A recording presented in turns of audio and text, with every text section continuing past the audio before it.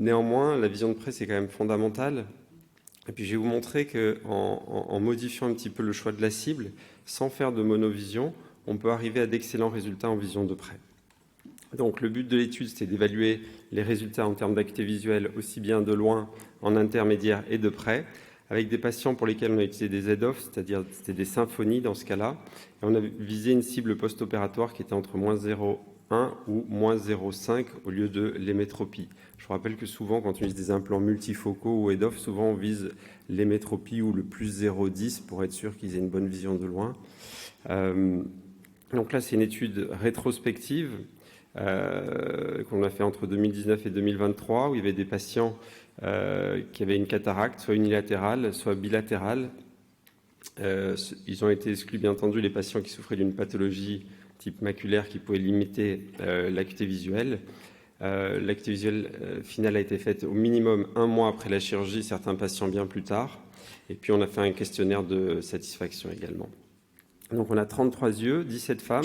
La moyenne d'âge, c'est 58 ans, donc des patients plutôt jeunes. Bon, il faut savoir qu'il y a 2 patients très, très jeunes dans l'étude qui ont ramené un peu le tout vers le bas. Il y a 48 yeux qui ont été implantés avec des IOL head-off. La correction sphérique en préopératoire, c'était des patients qui étaient à plus 0,74.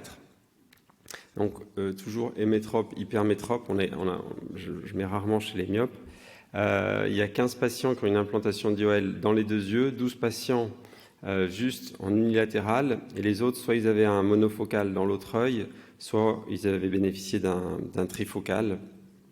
La cible moyenne de la réfraction post-opératoire, vous voyez, c'est moins 0,3. C'est la cible qu'on espère obtenir, et c'est ce que j'ai cherché à chaque fois pour mes patients. Vous voyez, qu'en mettant une cible à moins 0,3, vous avez les acuités visuelles donc non corrigées, uncorrected distance visual acuity, corrigées, et puis en I, c'est intermédiaire, et N, c'est near, donc de près. Vous voyez qu'on a d'excellents résultats en termes de vision de loin non corrigée, ils sont quasiment tous à 100%. C'est sûr que si on corrige ce moins 0,25 qui reste, ils arrivent encore à quelque chose de mieux. On a fait une étude de corrélation. Donc là, il n'y a pas de corrélation significative entre l'acuité visuelle et la réfraction post-opératoire cible. Ça veut dire quoi? Ça veut dire que globalement, on a bien travaillé, c'est-à-dire que quand on avait une cornée qui était plate, on a mis une cible, parce qu'on a utilisé la formule SRKT, on a visé un peu plus de myopie. D'accord? Ça explique, là, on a les cibles en termes de SRKT et l'acuité visuelle de loin. Donc si vous regardez en vertical, c'est l'échelle Logmar.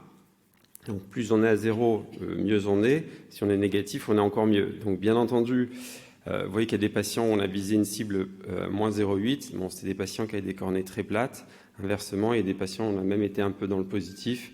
C'est des patients pour lesquels ils avaient soit une chambre antérieure courte, etc. On s'est adapté. Vous voyez que si on met une correction optique, forcément, ils voient mieux de loin. En intermédiaire, on a à peu près les mêmes résultats, mais on voit que la courbe, là, ici, elle est en train de s'accentuer. C'est-à-dire qu'on a un gain en vision intermédiaire si on était plus négatif.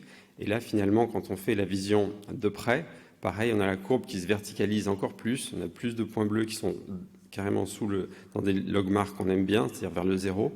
Et ça veut dire qu'on a un gain en vision de près. Si on fait une étude avec le questionnaire de satisfaction, on se rend compte que les patients qui ont été implantés avec un head-off bilatéral, donc le schéma que vous voyez en bas sur votre gauche, vous voyez qu'en distance, on a 100% des patients qui sont très contents, en intermédiaire 93%, c'est-à-dire sans lunettes, et de près, on arrive à 73% des patients. Donc c'est des très bons résultats. Vous voyez que si on met un head-off que dans un œil, effectivement, ça diminue, mais néanmoins, on arrive à avoir quand même entre 80 et 75, c'est-à-dire les 3/4 des patients au moins qui sont satisfaits, aussi bien en vision de loin qu'intermédiaire et de près.